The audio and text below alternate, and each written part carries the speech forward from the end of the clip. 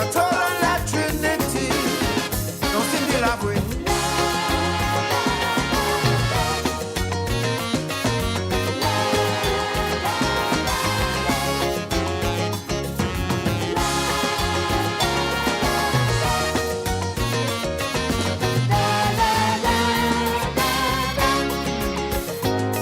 On airplane and on a train for COVID like his Game of Thrones. Dr. Fauci and CDC like Spider-Man had no way home. These are the days of our life. While you're trying to convince me. These are the days of our life. Well, alright, Mr. Braveheart, the Union upstart, paints Tobago green like Hulk. Now the Lion King, the party leave him, home alone he is left to sulk. These are the days of our life. I stay out the people, them business. These are the days of our life. Harriet turned to Waterworld. Fantastic Four lost their soul. Divers take flight and die hard on Blue Horizon. Police and Coast Guard in a stew, like Equalizer 1 and 2. Gunfight at the OK Corral over a red dawn. The acting a movie, let the credit roll. If you don't act properly, hell will take your soul. Everybody have a task, man in the iron mask, black box a love story. You control your cinematography. The have and the have-nots in the same pot, even Bruce Almighty. This Terminator took a toll on La Trinity. I'm singing that way.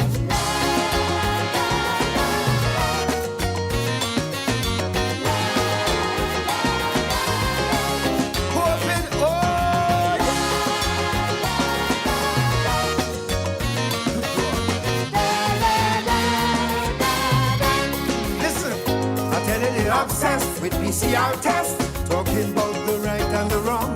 Like Harry Potter, this globetrotter was like the exorcist in town. These are the days of our life. Oh, you better believe it. These are the days of our life. Well, alright, some say chill force like Denzel. Them training the vaccines too sad. Even Djokovic says a death wish. No rush, our bodyguard for he.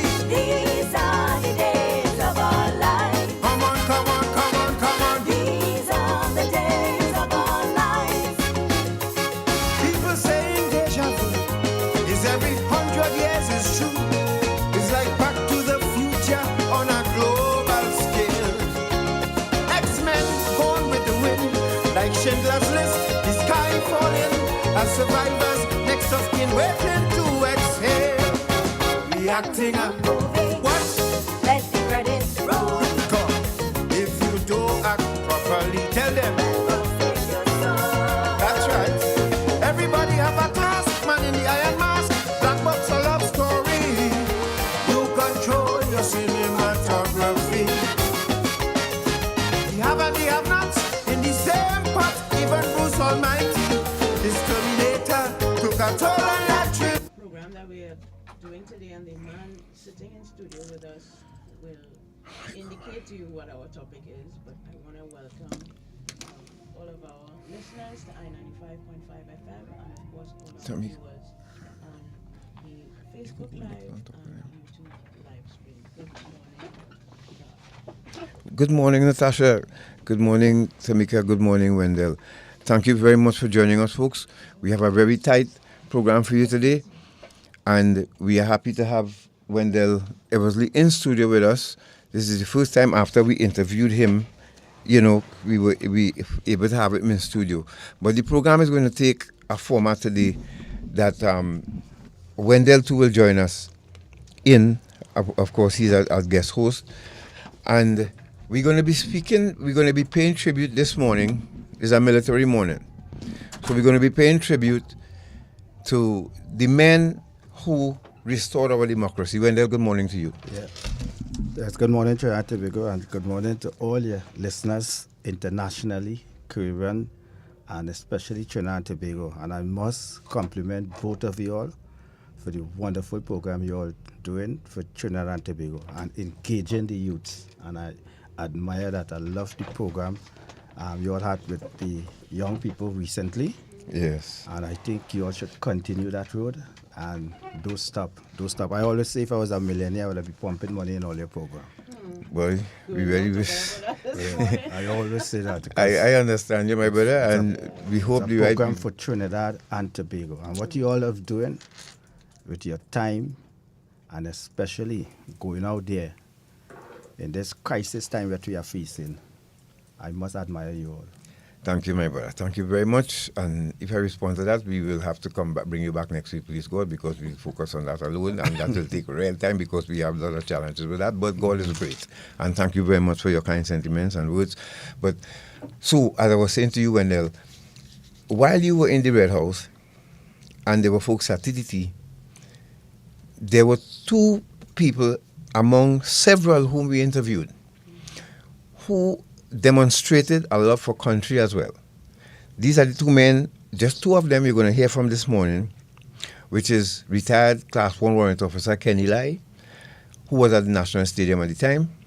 You'll hear him explain it. And Mr. Permell, the retired Warrant Officer Class 1 Anthony Permell, who took away or took control of TTT. He and the men up there, you will hear about that too. And we want you, and then we'll focus on Ms. Jennifer Johnson and you. But we want you all and the survivors to focus on the patriots who restored our democracy, who kept our democracy intact. They were liming, one was liming, one was at a sporting event. And from the time they heard what was happening, they both head for camp. They didn't hesitate, they went straight to camp. God, you know, when you mentioned that, my body get cold. And I said it when I was in front of the commissioners, that we owe our gratitude to the army. Because if the soldiers did not defend our democracy on that day, our country would have been in more crisis. Because when you hear attempted coup in other countries, the army take part in it. But our soldiers, those who was in charge, stand up for the rule of law and how our government have been elected in this country called Trinidad and Tobago. And I must say it again publicly. Thank God for our soldiers who stood for the democracy in the darkest period of our country history.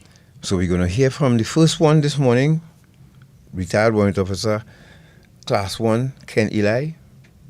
No, very familiar name in Trinidad and Tobago. And like I said, he did what he was trained to do and help restore democracy. So we're going to deal with the Red House first, and then we go to TTT. Then we'll hear from Jennifer Johnson and your good self. We're going to try and do all of that, and then we have, like I said, it's a military morning, so we have a church parade from the regiment coming up next week, please God. We also have a 10K for the Trinidad and Tobago Armed Forces Veterans Association, a 5K run, and we'll hear from Major Jack. We'll try to do all of that before you wrap up today at 12. So without further ado, Natasha. Yes, we have Mr. Elie and Mr. Permell in two parts. So the first part will sort of focus on where they were on that day and the people they encountered and how they assessed the situation and how they got to the locations that they were serving at. And the second part will kind of deal with the action, quote unquote, that they engaged in with the insurgents. So and Wendell will give his thoughts, because Wendell, you were in the Red House when Ken Elie came down there. Yeah. And from what they described, you didn't know what went on the outside. I didn't know about that. Right, so you're going to hear from Mr. Elie this morning. So, short man, let's go straight to Ken Elie and what he did with his troops to take control of the Red House once on that day. You listen to Dependency. Thank you very much. Remember, you can join us on Facebook and YouTube on Dependency. Let's go.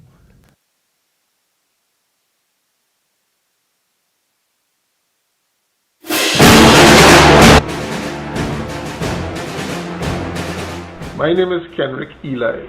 My regimental number is 4140. I joined the Trinidad and Tobago Regiment on the 1st of June 1978. I served in the Trinidad and Tobago Regiment for 30 years, and I served in the Trinidad and Tobago Defense Force Reserves 10 years. I retired from the regiment as a warrant officer class 1. Where were you on 27th of July 1990, and what role did you play as a member of the Trinidad and Tobago Regiment? On the 27th of July, I was tasked to be at the National Stadium, Hasely Crawford, Port of Spain. I was attending a 2-week football course put on by the Trinidad and Tobago Football Association, which was the Olympic Solidarity Committee football program that was directed by one Manuel Magana. This football course was being run and conducted at Fatima Grounds, Port of Spain. The instructor there had placed us in groups and tasked us to do a number of different footballing activities for the football match between Trinidad and Jamaica, which was the opening of the Shell Cup. So I found myself at the stadium on the 27th of July as one of the coaches for that match. Incidentally, one of the coaches on that very course was Jamal Shabazz. He also attended the course. On that day, I can recall sitting with my group at the top left-hand side of the stadium discussing few points that we had to look for during the match in order to complete our report. If I may go back a little, however, the presence of Shabazz on the Thursday, which was the day before the coup, he was absent. And just around lunchtime, we saw 3 or 4 gentlemen in Muslim garb came into the Fatima grounds. And then again later in the afternoon, on that Thursday, another group came into the audiovisual room where a lecture was being conducted. The men walked through the session. The lecturer stopped. They just looked around. There were about 30 of us on the course. We just simply assumed that they were looking for Shabazz. They said nothing to anyone, and they turned and they walked out of the audiovisual room and went away, and that was the end of that. But to come back to the game, just as the match was being set up, the players were on the field warming up, officials were checking the normal protocols of the lines and the nets and so on and so on. I had roughly 20 young footballers because my football school, the Kenny Lai Soccer Coaching School, performed the role of ball boy for the national football team whenever they had games in Port of Spain. Incidentally, the names of Brent Rahim and Brent Sancho, Basil Thompson, who is now a manager of the national senior team. These were some of the ball boys at the side of the field just before that match. I also stretch to say that a number of soldiers had their children in my coaching school. So the children around the football field, their parents, many of them were also members of the military, Coast Guard and regiment. The person in charge of my children around the football field, the young coach who was in charge of them, was Dion Lafoucault, who is now the technical director of the Trinidad and Tobago Football Association. So that was the setting before the game. The referee started the game precisely at 6 o'clock. And within 10 to 15 seconds after the referee started the game, I heard an explosion. Now, explosions for me would have been a lot different to a number of people. Reason being, I spent roughly 15 years on the range in Defense Force because I trained many soldiers in weapon training. More so, I trained soldiers in every single weapon that was in the arsenal of the Defense Force at that time, because I too was properly trained by the likes of one Fitzjohn and Bartholomew. Those are the two names that stand out when talking about weapon training. The Bone Daniels, Canterbury, those are the people that I trained under. And I went a stage further and did more training outside of Trinidad and Tobago. So this song that I heard coming from Port of Spain alerted me, because it wasn't too long ago I heard a song like that, which was the Omega Blast. But only this time I was in Port of Spain, and that blast was in Chaguaramas. And the moment I heard the blast, I knew that that blast had to be some form of detonation of explosives. I took my attention away from the match and kept looking in the direction of Port of Spain, where I would have observed smoke of a certain nature, a certain color rising in Port of Spain.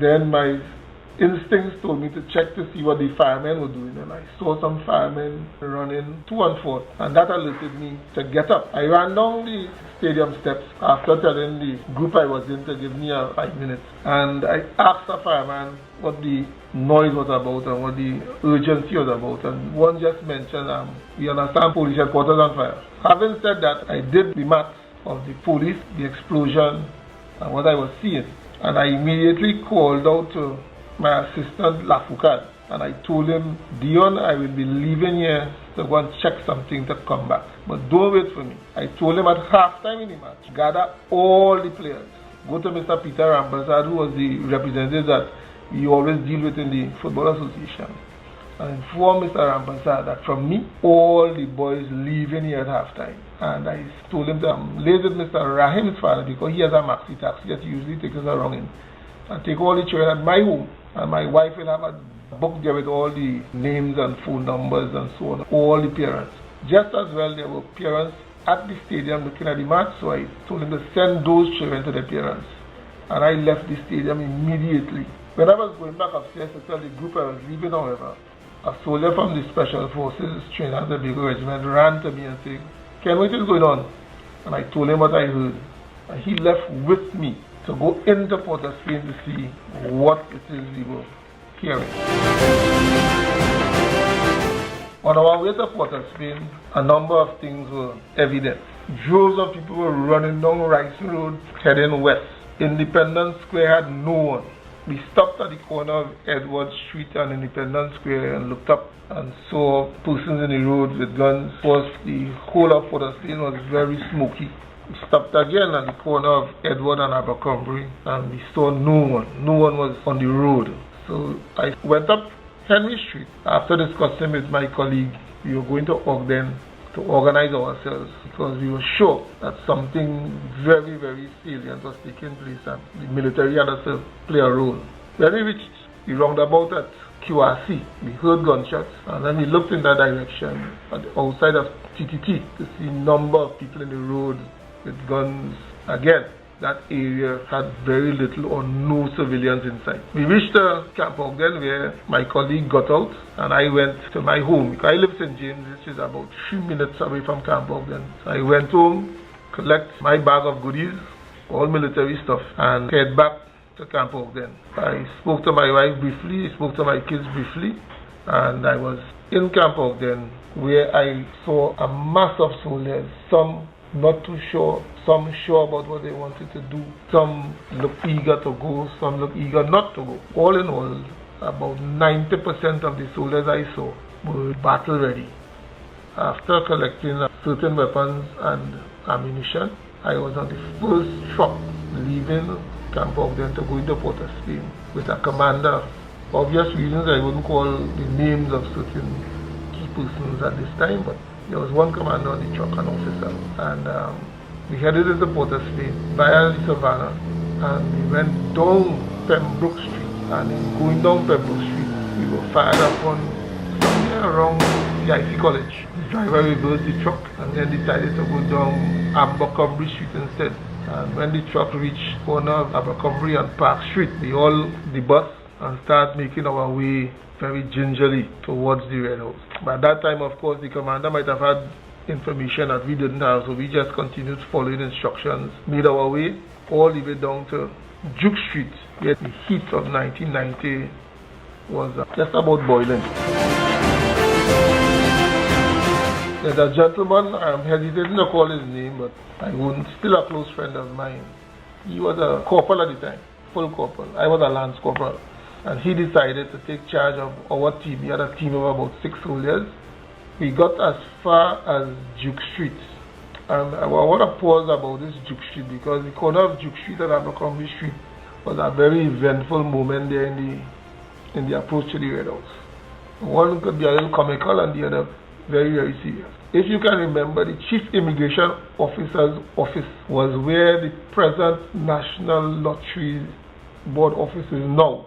And we wanted to pass through there to reach as far as where the regiment headquarters is now. That was Ministry of Works building. And we thought that we could pass through the immigration officer's building and make our way across to the Ministry of Works building without being seen and without being exposed to gunfire. On getting into the immigration building, however, the chief immigration officer was Joseph Bodkin. Incidentally, Joseph Bodkin was the manager of Essex football team, of which I was a member. So I recognized his voice when we called out and he replied. Of course, he replied very nervously and he came out and was elated to see us and asked us how to get out. I approached him, he recognized me, and I thought, well, with that little bit of trust, he will follow my instructions. So he left a little faster than his Crawford and went up all the way up Abercrombie Street. When we got to the second building where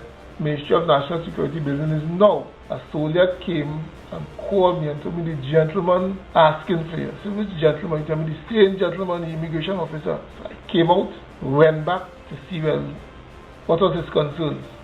Only to find out from Mr. Bodkin that he said he forgot his car. Now Mr. Bodkin's car is parked to the back of his office. There's a door to the front where the customers going to see the immigration officer. But there's a door to the back where when he parks, he comes through that door to go into his office. Mr. Bodkin forgot his car and went running all the way up Abercrombie Street. He may have reached the side of Savannah and came back because he forgot his car. Now mind you, why did my sound a little humorous? Mr. Bodkin would have been in that office for roughly an hour and a half when the police headquarters blew up and when the gun battle in the Red House was going on. So I just wanted to put himself in the position of Mr. Bodkin to realize he might have been asking himself if he was next. So that was the state of affairs, and I just simply went back with Mr. Bodkin, opened his gate for him, allowed him to drive out, and, well, Frankie Boudram couldn't get you.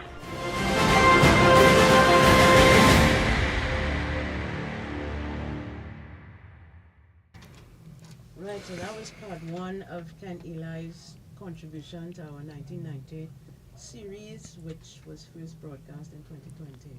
What are your thoughts on that first part? We have 2 minutes to go because we want to go to the second part quickly, Wendell. So, what do you think? Well, I must compliment the officer who was at the game. And he decided instead of he go home and secure his family, he put country first. And he gave his experience, what he did from the stadium from that day by hearing the explosion, knowing that he is a member of the Defense Force of Trinidad and Tobago. And he knows when he hears something like that, something definitely wrong. And moving from there, then to come all the way to Frederick Street, Duke Street, then Abercrombie Street, take up position at the Parliament building. Well, I could tell you what I witnessed and what I heard, the inside of Parliament, and what was coming from the outside and from the firepowers. Right, so we'll get to that. Here's the next part now where they actually had to engage now. And this is what I think brought everything brought the insurgents to their senses when Ken and they did what they had to do. So let's go to part two, to Ken Eli. Here's what happened at the Red House.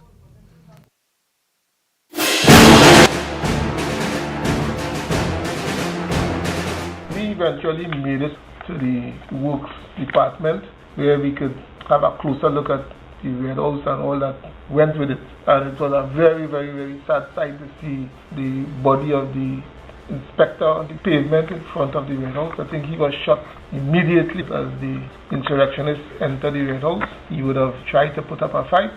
May his soul rest in peace again. He was killed and his body was on the pavement there. Needless to say, some of us stayed in that position while others went to make another approach. Only this time we chose the Hall of Justice. From the Hall of Justice, we entered, went to the top of the building. By that time it was getting very dark and bodies could be seen on the eastern steps of the Red House. I suppose people who were trying to flee the Red House, some of them were shot on the steps of the Red House. We could have observed at least 6 or so bodies in Woodford Square. How those people were shot, we didn't know. But not until Saturday morning we were able to go into the square and examine some of them and so on. So that was the first night's encounter, the insurrectionists and the Red House. those first couple hours, the Trinidad and Tobago Defense Force had already cordoned the Red House and the police headquarters, and anyone that was inside would not have been able to come out without facing the brunt of the defense force. A story I must tell as well is the first night at the Hall of Justice, where I met for the first time a young man by the name of Villarreal, who was, I think he worked for the Express Army, but he was walking around looking for information about anything and everything. And when he came to the group I was in, I said, listen, you don't have a clue how serious this thing is, but I will not allow you to stick around here. If you too cannot assist in saving our lives, and in so saying, you will have to learn how to use a weapon. He thought I was kicking. By 1 o'clock Saturday morning, Villarreal was taught how to load and unload a pistol and a rifle by me, because if we encountered anything that required him to assist, you'd have had to, because I'm not too sure if he had the numbers. All I knew is I wasn't going to be toting somebody and just have a liability on my hands in a time when every hand was supposed to be on deck. He confirmed, he seemed nervous, but he was willing. Not to be a soldier, but he was willing to be part of the fight if it had come to that. So I must make mention that for a civilian, I think kudos go out to him, and a journalist, but he was in the middle of the 1990 insurrection. The night was not quiet. There were sporadic shootings all over Port-of-Spain. You couldn't tell if these shootings were from the insurrectionists or just persons who wanted to come into Port-of-Spain to loot or to support the insurrectionists. But they were shooting all over Port-of-Spain. Our concentration, however, was the Red House. Decisions on Saturday morning were most fluctuating, because at times you will get snippets of information that we were going to storm the Red House, we were going to attack the Red House, and at other times you will hear that information has been stood down. And that went on for quite some time early in the morning. I thought that days between 4 and 6 in the morning. However, by sunrise, information came to me to check with my commander. He identified that he was informed that he does have what is known as an anti-tank weapon, and there is some information with regards the location of some persons entering and leaving the Red House, and he would like that position neutralized. And because of my knowledge, my application and my training, he instructed me to do the job of neutralizing that position. When I surveyed both the target and the firing position I had to assume, tactically, the collateral damage firing from that position would have been huge. So I informed my commander, and he said time is of the essence, neutralize it now. And he left and went back to his observation position. In a matter of seconds, with the use of the B300 for the first time in anger, first time the weapon was fired in anger, that position was neutralized.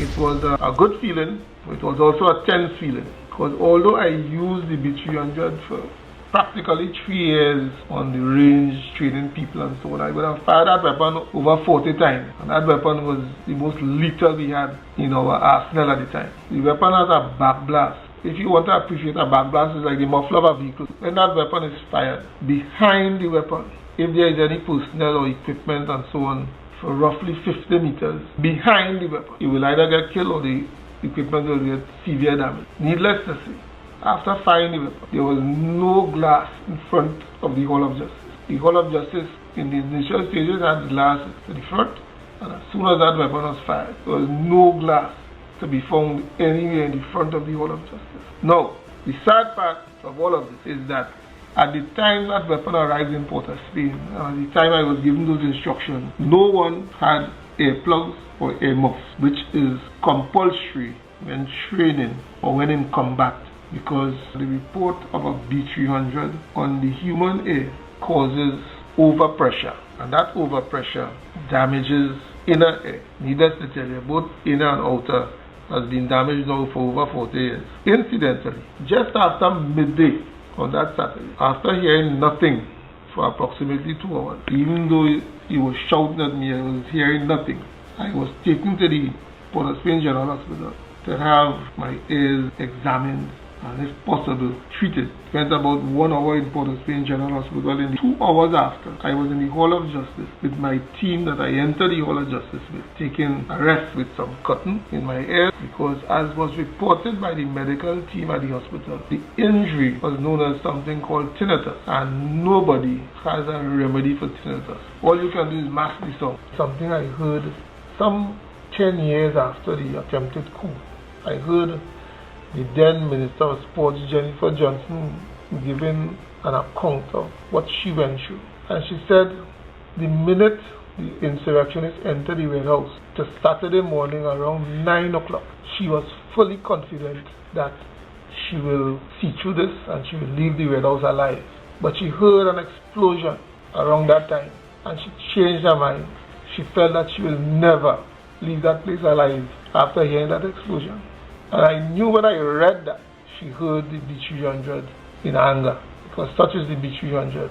What we tried was hear it from at least 3 miles away. Incidentally, negotiations were taking place all of Saturday, and the Defense Force, the Trinidad Police Service, the Ministry of National Security and the whole, subdued in Port of Spain, and more particularly in the Red House, any activity. However, on Sunday evening, I was again called upon to use the B300, this time at what was known as the old fire station building. That is the building just before the library if you're going down Abercrombie Street, and obviously just after the library if you're coming up Abercrombie Street, to neutralize that building as well, because there was some activity there on the Sunday. They were engaging the Central Police Headquarters. To tell you now what they were firing upon, I wouldn't know, but I can tell you they stopped firing after the building was neutralized. That is for sure. And for the next day or 2 days, the patrol and the team that I was with continued to do guard post duties, gun post duties, foot patrol. Of course, we'd have rested at some time, weapon cleaning, food preparation. All that went on at the Hall of Justice because there was no relief in place. Some people joined us. Some people were able to get arrested. Some people were able to go out and patrol. Some people would go out and assist in moving some of the bodies from Woodford Square. The ones at the steps of the Red House, chest. Those bodies stayed there for approximately 3 days. The body of the inspector, we saw when that body started to ooze fluids after the second day, while it was on the pavement there. Some undertakers came and removed those bodies by the 3rd or 4th day. During this time, the insurgents realized that they came up against a mighty force. So would they have stopped engaging the regiment at that time? Well, no engagement was taking place over the 3rd and 4th day. The only engagement I'm sure would have been taking place is between the senior officers of the Defense Force, the political directorate, and the Muslimin. I would not have been at liberty or at privilege to know exactly what those negotiations were about. I would have been doing my part of the duty, which was sustaining the movement of the Defense Force and also suppressing the attack on the Parliament. And right there and then the restoration of democracy began.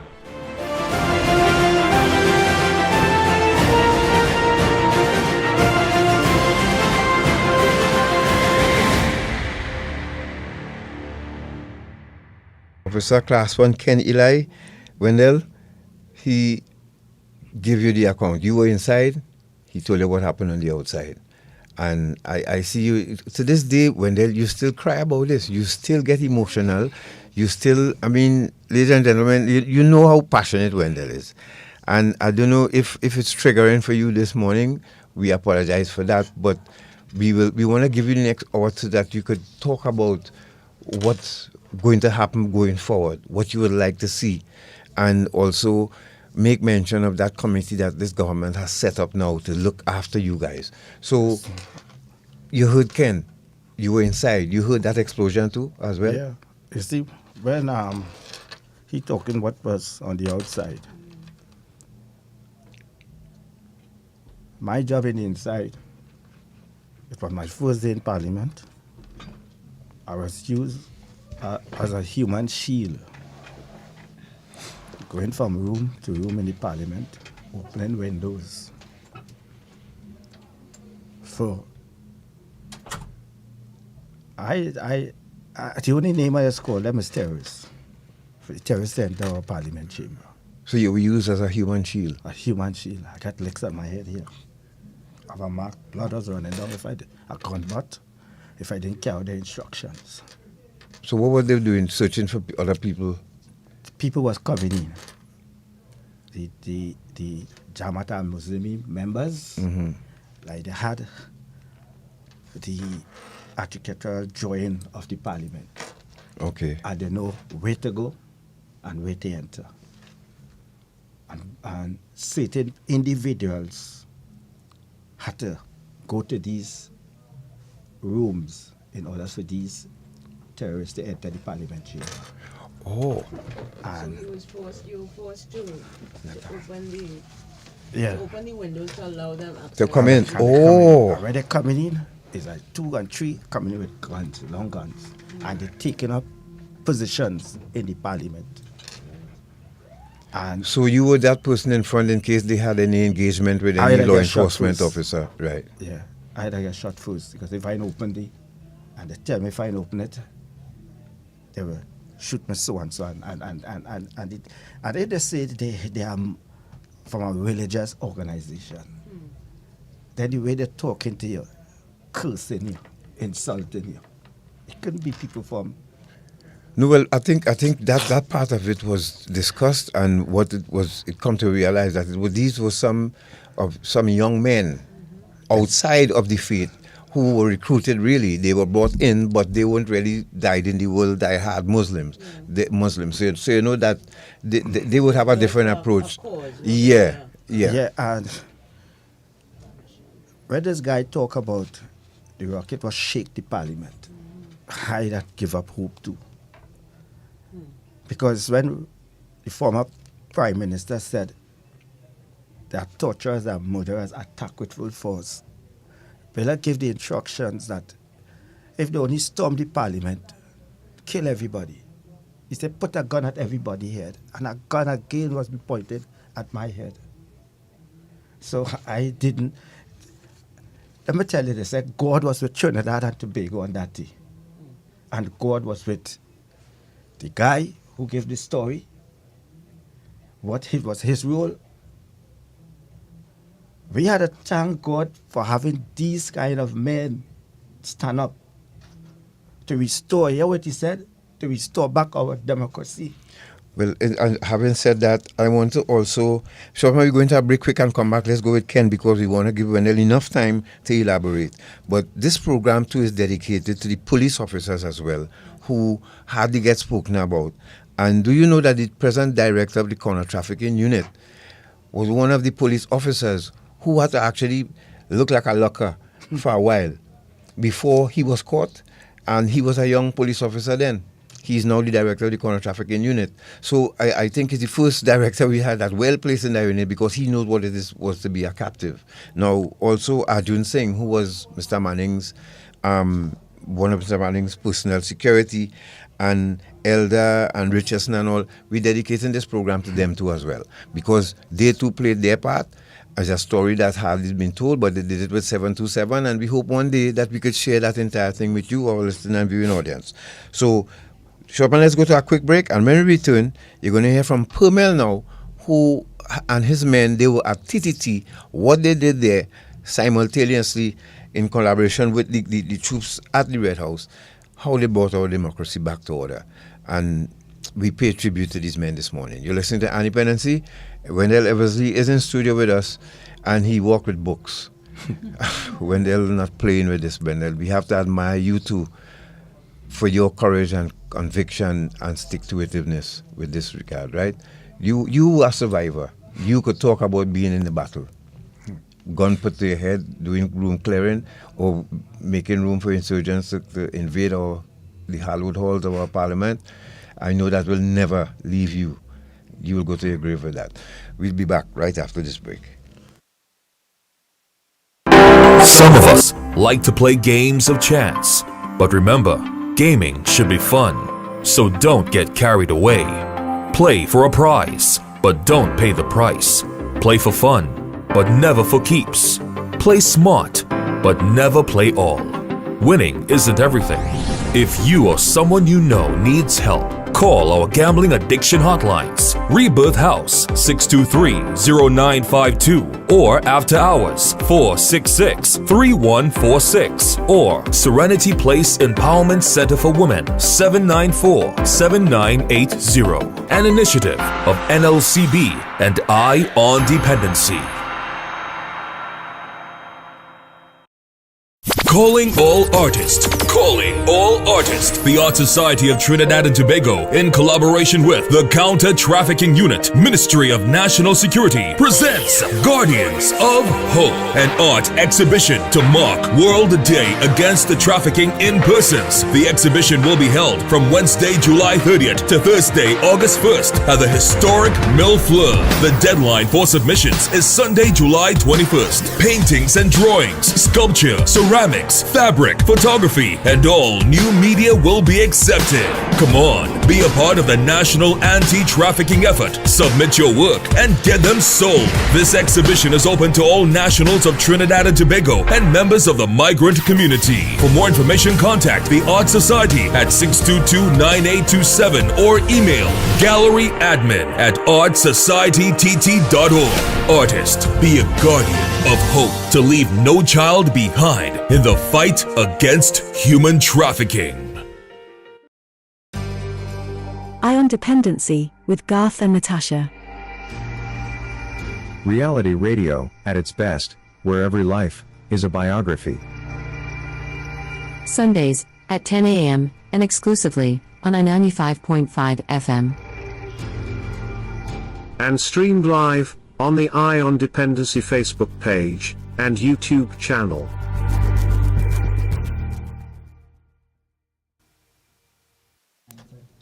Thank you for staying with us. This is Eye on Dependency. So we are back and continuing our journey in concert with Wendell Eversley, who's joined us in the studio. He's one of the survivors, one of the hostages from the Red House. He is here with us as we recount some of the stories that we have gathered from soldiers who were on the field, on the ground, helping to, as Mr. Eli said, restore our democracy. So now we're going to go to another soldier. This is Warrant Officer Class 1 Anthony Permell, who describes his role, where he was first, and how he got to the location at TTT and 610 on Marabal Road, because that was another site of chaos and madness when the Jamaat overtook the TTT and 610 radio station, because they were intent on controlling the narrative, so to speak, and the airwaves, so that they can spread their message and tell the people what their intentions were. So it was very important for the military to neutralize them as well, but there were hostages in those buildings as well. You will hear from a man who understood what to as well, and what it is to be a soldier. You will hear from him and what his men did under fire. Going on the range is one thing, ladies and gentlemen. I've been there many times. But you see, when you're in a firefight, two different things. You're brave on the range, but that bravery has to come out when the same set of rounds coming back at you. This is what Anthony Permell and his men encountered. This is what they did. This is how they ended it as well from their end. You listening to... Sorry? No, I was just going to say it's testament to what some people may call, soldiers shining boots at Tetron. This is what they train for. This is what they prepare for. This is what they are supposed to do. This is what they swore an oath to do, to protect the citizens of Trinidad and Tobago from internal and external. That's right. And they lived up to that, to every letter of the word, to a T. So let's go to that. We dedicate this to all the commanders, all the soldiers, all the members of the Defense Force, because Coast Guard, they were there too as well, alongside their comrades. We dedicate this to you all this morning. Here is retired Class 1 Warrant Officer, Class 1, Anthony Permell.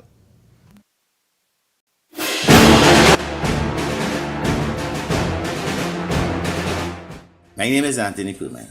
Regimental number is 3987. Retired as the Command Sergeant Major of the Army. My service was from 1975 to 2007.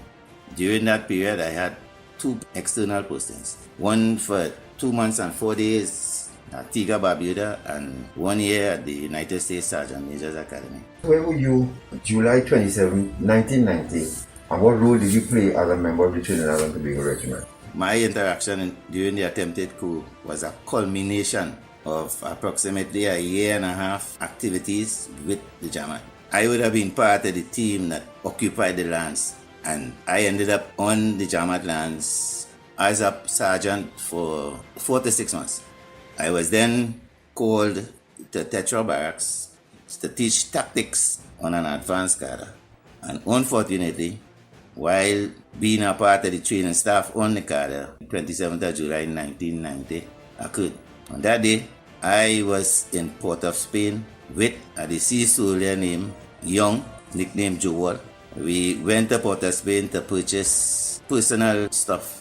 On completion, we ended up upstairs at boutique mall by a retired soldier nicknamed Pops. While there, a police officer came up there because he thought soldiers might have been there and said that he was Jennifer Johnson's driver. The Muslimin had just taken over the Red House and was burning it down. This was the information that we had. We need to realize that it was not the Red House that was burning, it was the police headquarters. So we immediately left because we had parked by Woodford Square. Went to the vehicle, made a recce. We were hearing shots. We saw the fire and we left. Our intention was to head back to Tetra Barracks. On our way to Tetra Barracks, I stopped off in 4 roads. Those days there were phone booths. I made a call to my mom and I told her, do not expect to see me for a period of time. And we proceeded to Tetra Barracks. On approaching the main gate by Shaka Cabana, there was a carib truck across the road and a GPMG in the light roll manned by the sailors. We went through that checkpoint, went into Tetra Barracks. At that point in time, I was a sergeant, so I went to the sergeant's mess, approached it from the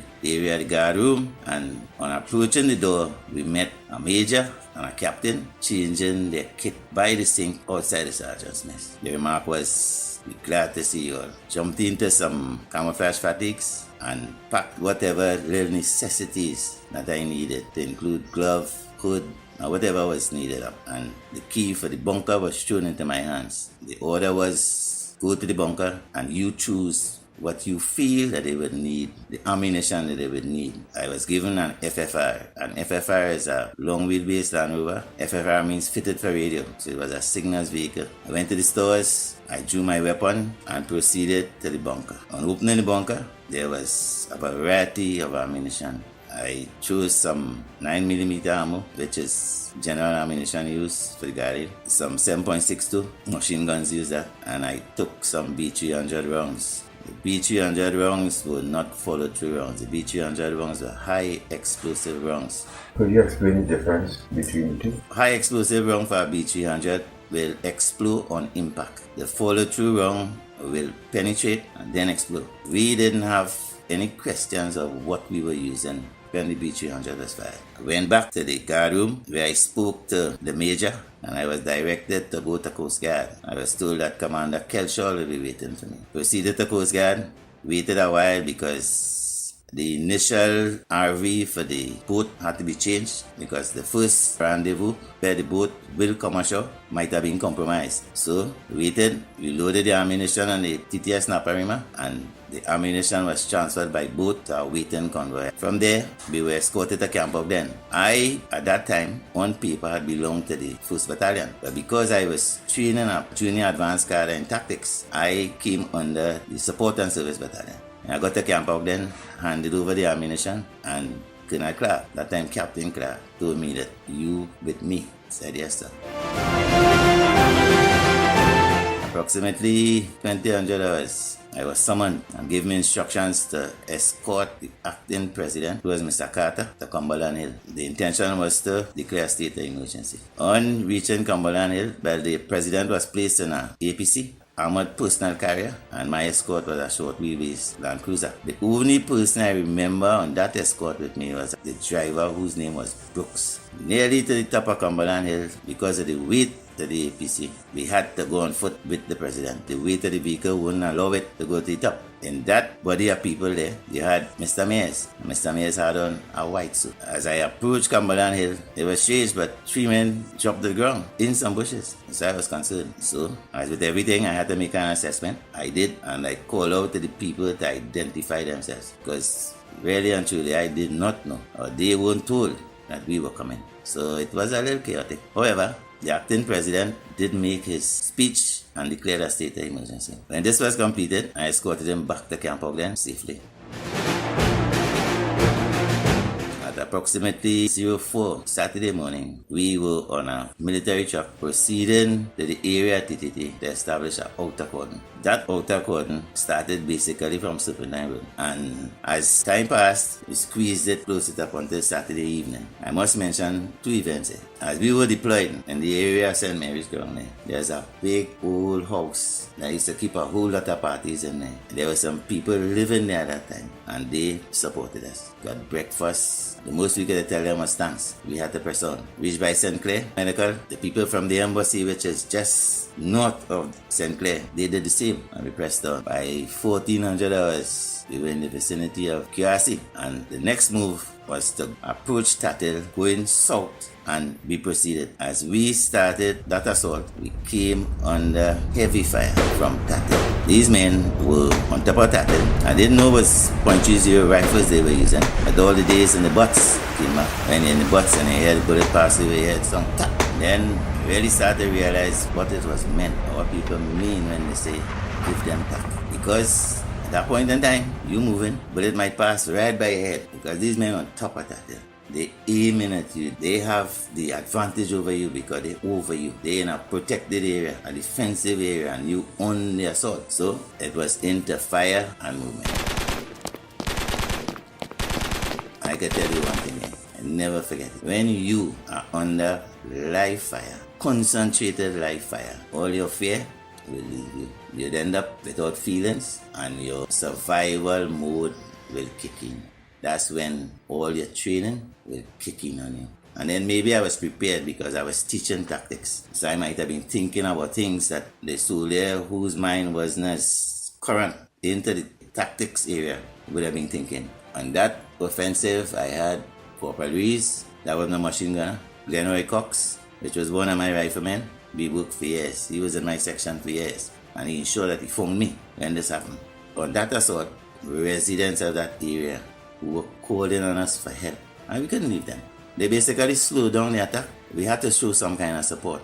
Even said was to tell them, get in the bathroom, because there are 4 walls.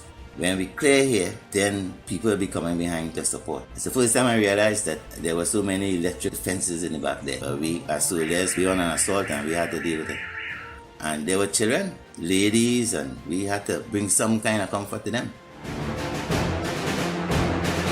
When I reached about 50 meters from Tatil, I paused because my next task was to cross the road. I sent my radio transmission, and the question was, how close are you to Tatil? I said, I'm about 50 meters away from Tatil. And the response was, you're close enough, do not go any closer. At that point in time, my machine gunner came to me, which was Corporal Rees. He said, Sergeant, there's a man all in black in a mango tree, and he needs to speak to you. I agreed. I went across to him. At that point in time, the firing from top of Tatil had lessened, vastly lessened. That's because we were on a fire and movement just so we were firing and moving. And these guys realized that we were coming at all costs. So I spoke to the gentleman, gave me some information. The information basically was to go 2 blocks to the south, which is the Chariot Road, go up a street, jump one wall, jump another wall, and somebody will be waiting there for you. Based on the last instruction that I was too close, Brigadier Antoine was a major at that point in time, belonging to Alpha Company. I spoke to him. He said, all right, let's go. So a small team, the Brigadier, Glenroy Cox again, and I went to that location. When reaching that location,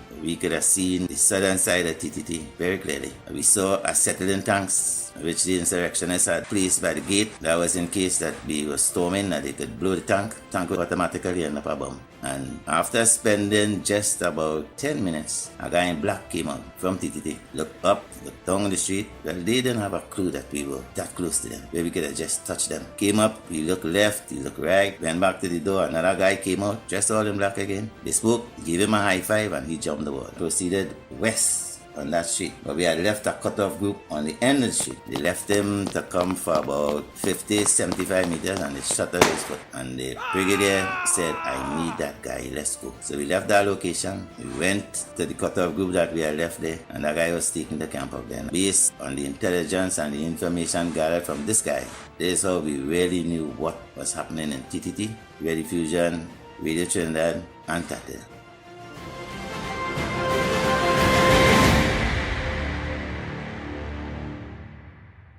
One of Anthony Permell's account of events starting on July 27th, 1990. He has another part, Wendell. Yes. And I see you in deep thought, and don't worry. We'll give you time for you to talk about your experience too, and again, what you would like to see. If you're just joining us, you're listening to Dependency. Let's go straight to Permell's experience now in how they quelled what happened at TTT.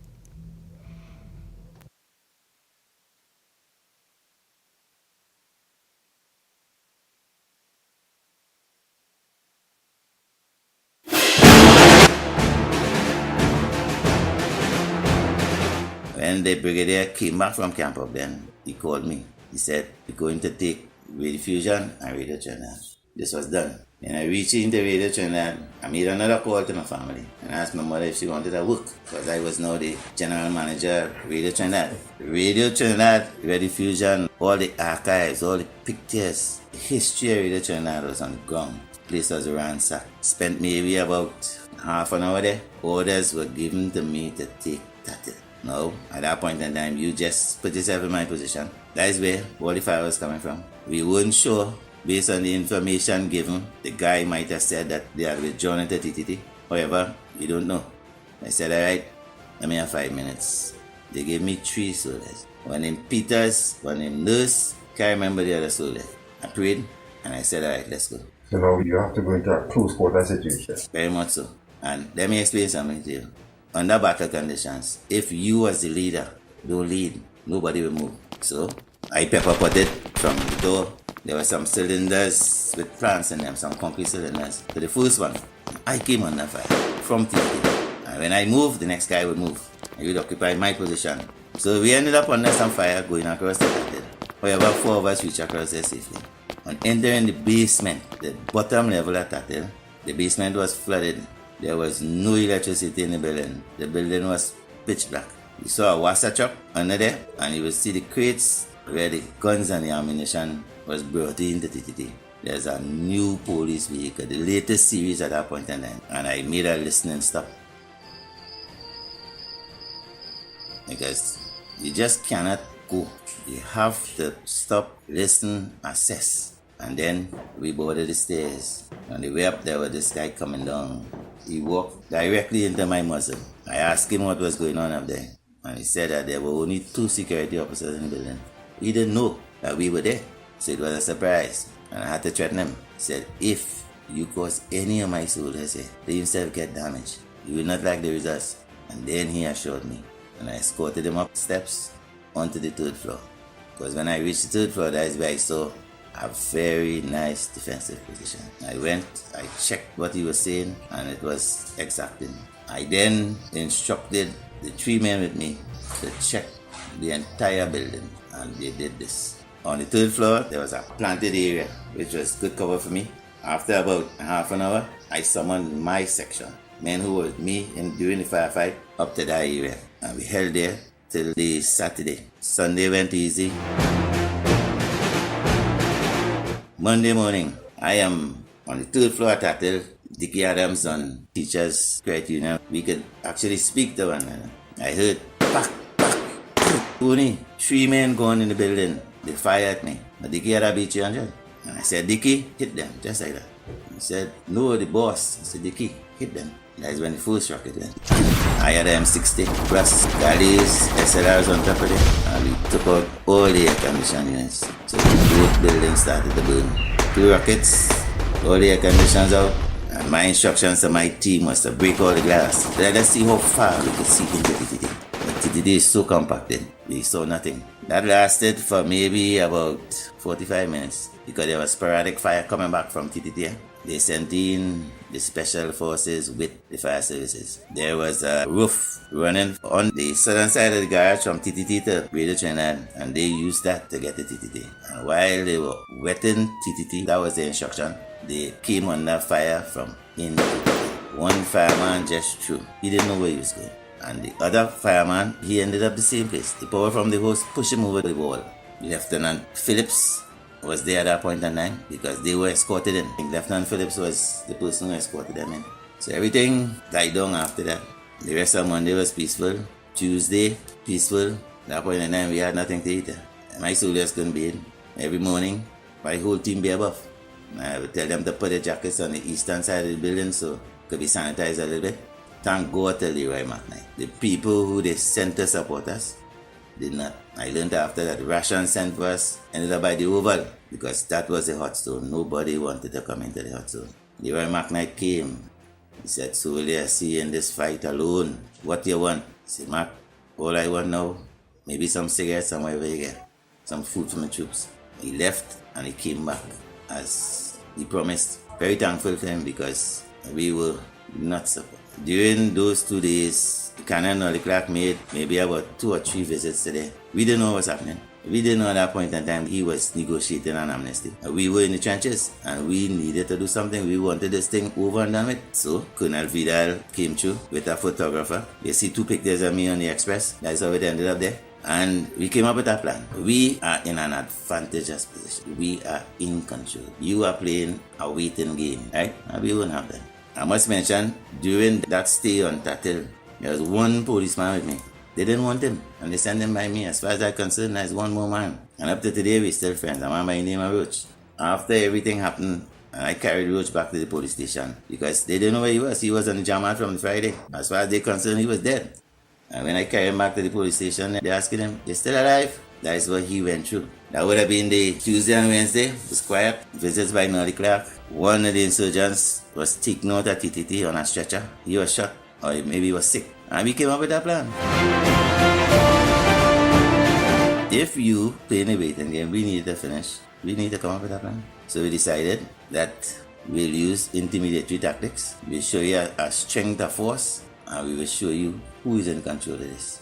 And so, at 0200 hours on the Thursday morning, the day of the surrender, you had 2 clicks on a radio. Nobody would transmit at this point in time. 2 clicks. 1 burst from a Galil, followed by a B300 rounds. 2 o'clock in the morning. I wouldn't like to be on the other side of that. A GPMG from Marval Road. I am 60 from on the Teachers Credit Union, which was across the road. I am 60 from on top of Tatil and Gallies. The aim was just to suppress.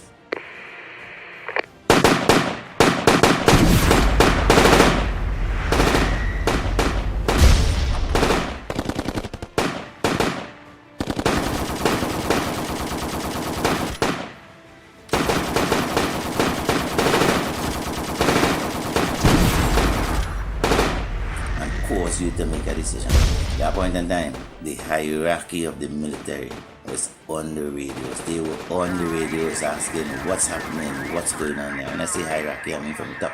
And we ceased firing because I think we had achieved our aim at about 9:30 in the morning. Ironically, we were told that the Muslimin was surrendering. So, as far as we're concerned, strategy worked, not knowing that an amnesty was made in the Red House, and that is why Nolly Clark was to and fro from TTT and the Red House. As the negotiation was going on there, we didn't know. There's a colonel from the U.S. Army. Right. Folks, that was the gist of Mr. Permell's contribution. Basically, he did what and his men did what they had to do, and they decided to bring this to an end at TTT. So this is where we recognize now, Wendell, the hostages and the survivors at TTT as well, because they would have been at the end of this tour inside that building. And all that firepower and all that, you know, and the fact that you're in the building too, with hearing that.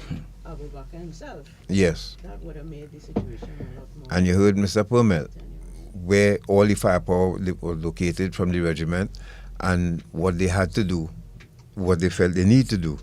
And they showed who was. So we, like I said again, we thank all of them, along with you, Wendell, who we'll hear from now. As we go forward, we just play a little bit of Jennifer, so you could hear what she had to say, because you were in there with her, and you saw her too. But what are your thoughts so far? Before that, I must thank you and Natasha.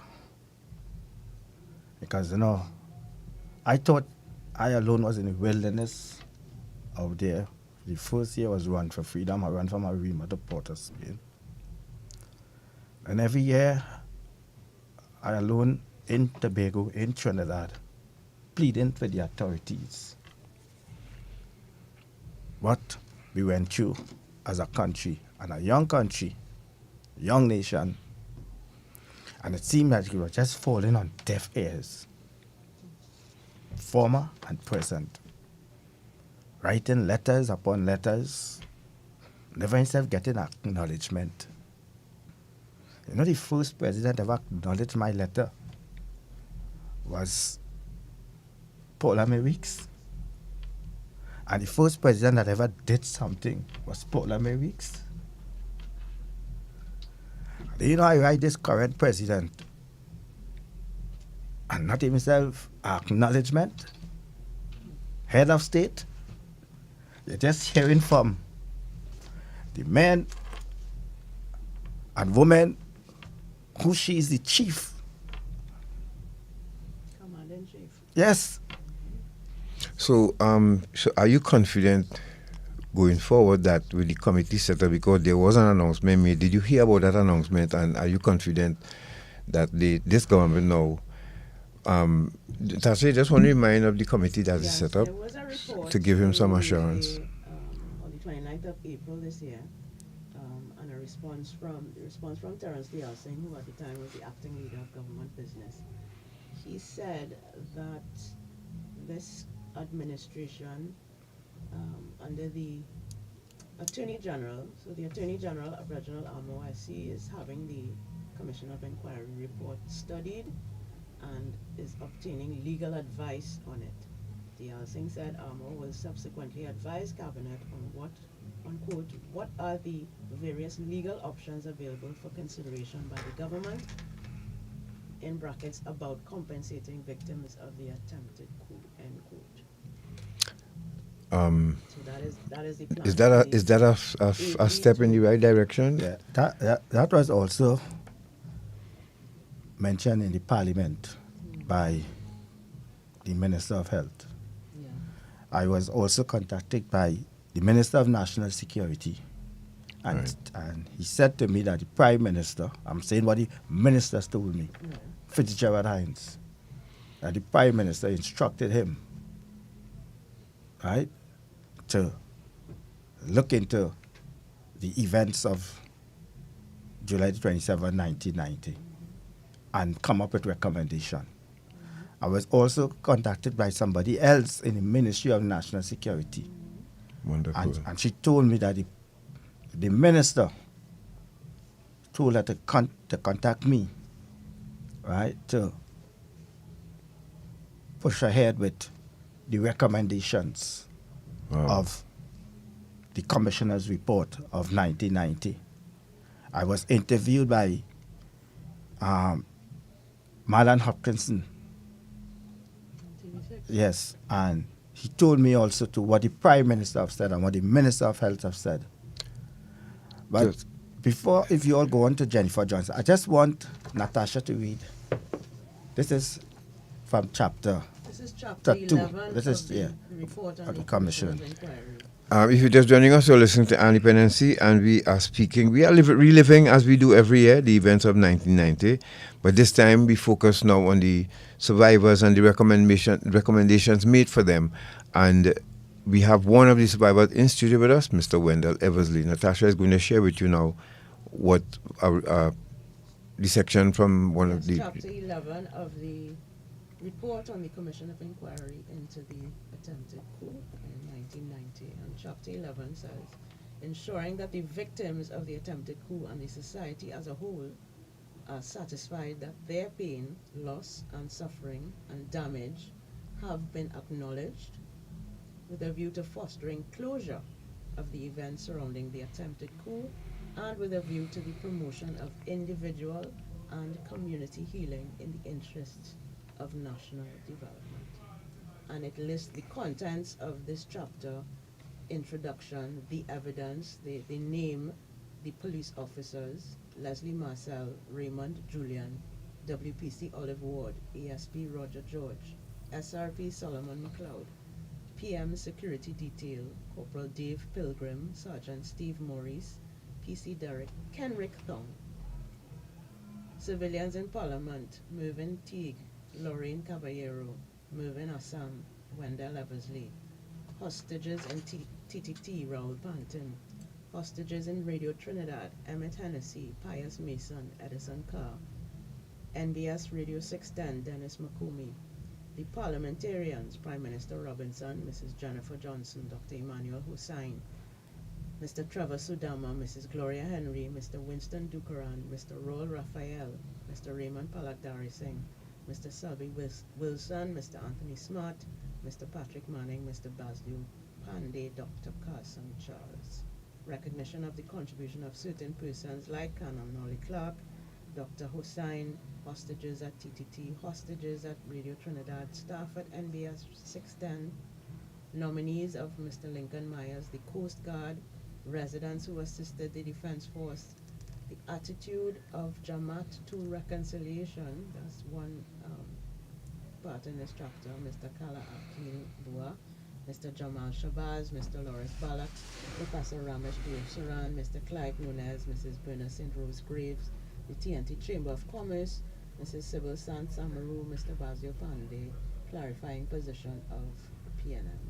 And they go on to findings and or recommendations for victims: a special medal of honor, settlement of issues at number 1 Micaraco Road, memorializing the 27th of July as a day of national significance. I think that should, and there's a section called the National Flag and Anthem Guard. Yes. That'll be interesting to look into. Okay. Guidelines to regulate the media in times of national crisis, need for continuing study and research into social problems, and modernizing Commissions of Inquiry Act. No, before you run out of time, again, we just play a little bit, Natasha, Miss Jennifer Johnson, and then you could complete, and then because you talk about the young lady you saw bleed before your very eyes. Lauren Caballero. You saw her bleed to death. Her last breath leave about 4 a.m. Saturday morning. And she Staring would have been shot as the insurgents. They drag her body in front of me. You know what I said? They didn't lift her up, you know. Drag her.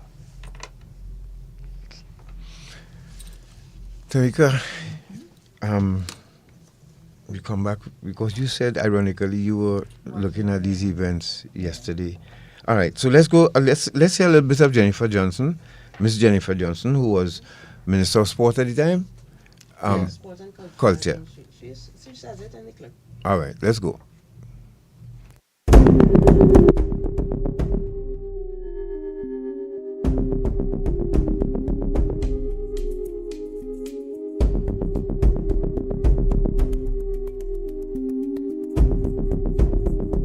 I'm Jennifer Johnson, and I was Minister of Youth, Sports and Culture in the NAR government. Where were you on Friday, 27th of July 1990, and what was your experience as a parliamentarian? As you know, I was Minister of Youth, Sports and Culture and the Creative Arts, and a Member of Parliament for Princestown at that time. And we were in the Parliament at the time of the attack. we were debating the Tesoro matter. There was a question of several corrupt acts that took place and so on. And that was the issue we were debating that day. It was a normal afternoon. We were listening to each side and so on. We had just come back from having tea. So we were just settling in, and we heard loud noises outside. For me, it sounded, I thought perhaps there's an earthquake, or that came to my mind, because there was a bit of shaking. And then we heard what I then realized were gunshots. There were several shots on entering the parliament. There were several shots. Then everybody stood up to see what was happening, you know. And it was a short while after, it was quite clear what was happening. We were being attacked, but you're not sure who is doing the attacking. And so we were all standing there and looking. The guns were going off, and then you began to smell the material that, you know, bullets are made of. So it was quite obvious after, I think, I don't know, about 5 minutes or so, that we were under attack.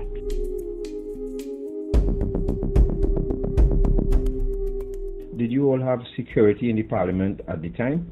Well, the security in the parliament was always very lax. You had, at the entrance, there's a policeman, and the security for the prime minister, they were not very close to him. They were around. They were not very close to him at the time. I always remember that Minister Emmanuel Hussein said, "Jenny, get down, get down." So we all got down, and it proceeded from there. There were some of the members of parliament who didn't get down, and I think that was when Mr. Devines, he was a member of parliament for one of the constituencies in Bigger Martin, and that's the time he was shot because he didn't get down on time. But fortunately, a lot of us, we never had that kind of experience, but a lot of people knew that you need to seek cover. So that was the first salvo. At any point in time as a parliamentarian, was any drill ever done with the police and the parliamentarians to let you all know, look, in case something like this happens, this is what we do? No. Most of us came from the civilian world. We had absolutely no knowledge of firearms and things like that. As a matter of fact, just when we were having tea, just before the assault started, I was talking to Minister Dukaran, and we talked about how accessible the parliament was. Anybody could have walked from the bottom of the stairs right up into the tea room. And we were saying that we needed to do something about security. We talked about that, and then we went on our way. But there was no security there. They came in, as we say, guns blazing, and it would seem as though the different insurgents were given orders to deal with specific members of parliament. So it came right on to me, a young man, no more than about 24 or so, and we were on the ground, under the tables, and they just not handcuffed, they used a kind of tape and tied our hands, and they carried on that exercise. That took them some time to have everybody properly bound, face down, and they tied your hands behind your back, which was a very painful experience. After that, I think it was Mr. Robinson asked them, "What is this all about? What do you want?" But it was shortly after that they took Mr. Robinson, Mr. Selwyn Richardson, and the Minister of Finance at the time, Ferdy Wills. They took them away from us to the front of a kind of a hole then. And that was when Bilal Abdullah, he was in charge of activities in the Red House, said that, but by that time, the police, they had gathered together and started to give some resistance. That was when Bilal told Mr. Robinson, well, we want to take over this country. We want you to resign. And we want you, most of all, to call off the police and the army and to tell them that you have accepted what the insurgents wanted. The main thing was to call off whatever attack was coming from outside. It was that time Mr. Robinson said, no, I'm not going to do that. And he called them murderers. As a matter of fact, they had given him a radio communication device so that he could speak in that device. And he spoke in the device and he said, no, you all are murderers, and attack with full force. And at that time, we heard the shot. Mr. Robinson was shot, and Mr. Richardson was also shot. Then we went into a different level. Then we began to understand what the entire operation was all about. How did you feel when your Prime Minister was shot? You know, sometimes it's hard to say how you felt at a particular moment. But when that happened, you began to think that this is serious and you may not get out of this alive. So that was when you realized that these people were actually, their intention was to kill. The intention was to be able to take over the country, and they were prepared to do whatever was necessary to have the government surrender to them. So after he was shot, what happened after that? There was a flurry of activity and so on, but we all stood up in the sense that everybody supported Mr. Robinson, and he said, we're going to see this through. So Mr. Robinson and Mr. Richardson, they would give him some treatment. Dr. Hussein, Emmanuel Hussein, well, I always say he was my hero in the entire thing because he never let up. He stood up and said, I need to talk with you, Bilal. Mr. Robinson has to get treatment. Mr. Richardson has to get treatment and so on. Well, they allowed that, so Dr. Emmanuel Hussein, he did what he could. I don't think he had the necessary equipment to do much. So there were no first aid kits in the parliament? I don't know, but I don't think even he accessed first aid kits. It was after, and I don't know how he could have accessed that because it was an armed confrontation. I believe each member of parliament, there was an insurgent appointed to him or her. So the gun was always on him. So you couldn't just jump up and go and look for first aid kit. But Dr. Hussein was able to do something and made a lot of noise that Mr. Robinson and Mr. Richardson, they spent the night injured, and they had to make arrangements to get Mr. Robinson out because he was badly injured. Mr. Richardson was probably a flesh wound, so he was able to stay in and guide things. They negotiated for him to be rescued? Yes, and that was when Canon Clark, who was the emissary, they had discussions with him, and Dr. Emmanuel said that Mr. Robinson is severely injured and you have to get him out. If you don't get him out, he will die. And the next morning, they took him out, and I think also Mr. Devines, who was injured in the first onslaught, I think he was also taken out.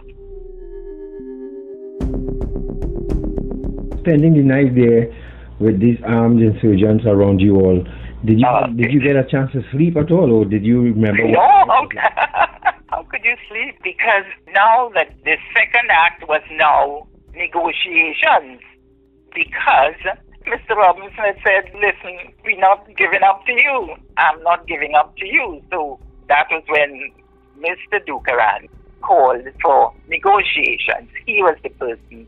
He said, let us negotiate. And some talks went on. But very difficult to know what was said because you had no communication with the outside. So the negotiations were going on. And I'm not sure if it was that night, but the insurgents became very angsty. They were very nervous. You could see that they were nervous. But now that I know what was happening, was that from the outside, there were two schools of thought or two competing methods of how to deal with it. There was one group that by that time the regiment had taken over and so on. And one group was, we need to get in there and deal with these fellows, however we do it, you know. And then there was the second group who felt that we should negotiate a surrender. And thank God that the side that wanted to negotiate the surrender, they won out. So that was a very, very difficult night because we didn't know why we were lined up. We were taken from the positions that we were in initially. We were taken a little further out where there was some more space. And we were lined up in a row with our heads down and so on. And to each person, there was an insurgent with a rifle to our head. They did that with the government people. I don't think they included the few opposition members who were in the parliament. They were not given that treatment as yet. So they lined us up and they said, Bilal, I think was the man giving the instruction. He says, we understand that they want to attack. They want to come in and attack and clear us out of the Red House.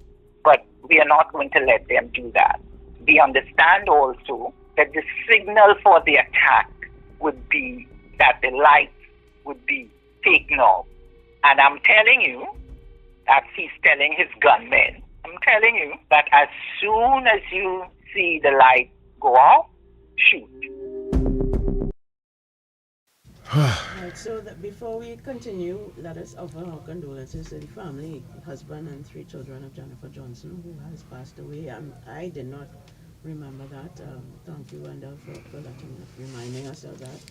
She was not able to live to see the survivors of the coup compensated. But she did make that recommendation. But she absolutely did, and supported it wholeheartedly. So Wendell, you had something to read from another part, a book, because Wendell came well armed, you know, and I know you're accustomed to having the time to really elaborate, but we just wanted to include these testimonies this morning and bring it home to the fact that are you happy now that this government decided to look into it and finally do something about the recommendations? It's chapter 11 is long overdue because here it is a commission sit for 2 years. I attended 90% of those sit-ins at the Caribbean Court of Justice on Henry Street. We live the testimonies of a lot of those persons who went before the commission. And I remember Colonel Ralph Brown said to the commissioners that thank God it have people like Wendell Eversley who stood up in the defense of the democracy to make this happen today, because he thought this should have done a long time ago. Well, Wendell, hold on. Shortman just played. He has a recommendation from Jennifer Johnson, and we'll come back to you. See if you endorse what she says. And closure is by making awards on an ex-gratia basis.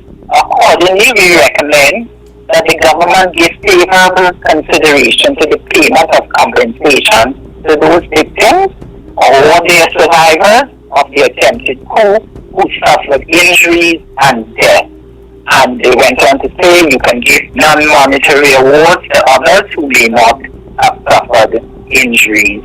But that is recommended since 2014. And Mr. Cesar Caballero, it's not the only one, but there are others who have suffered.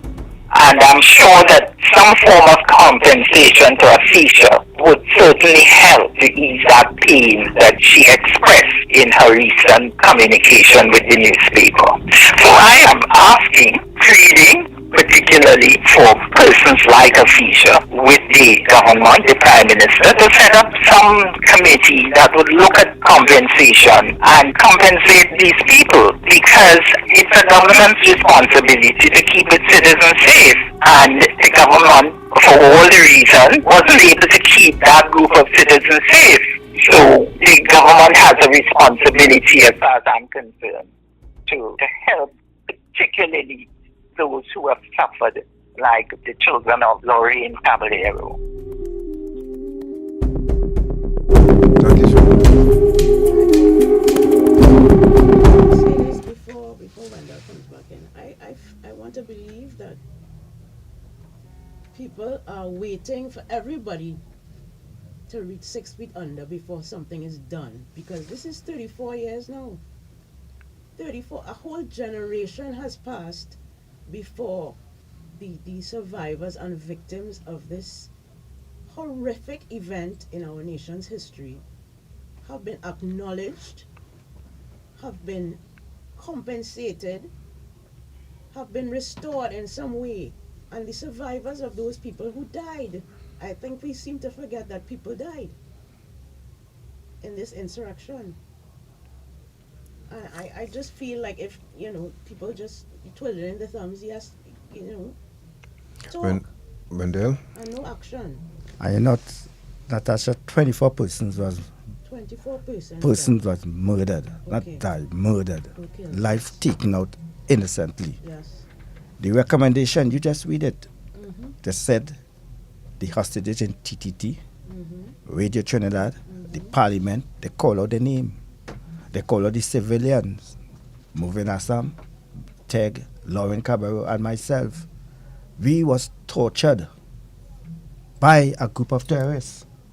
I was beaten on my head if I didn't open windows for terrorists to enter our parliament chamber. And what was the most horrible thing?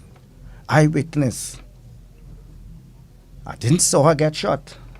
But when they brought me back to the main chamber and put me where I was in the public gallery again to sit down, my hands behind my back, blood running down my face, drag Lauren Cabra, then lift her up, Like you lift up somebody who get injured, drag her,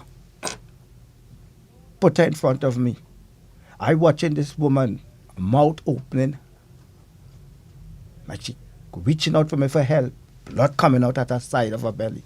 And I could not lift a finger and watch her fight for her life, helplessly, until about 4 a.m. I saw her die with her mouth open. And it seems that nobody in this country seems to care. People tell me I was a madman walking up and down the street.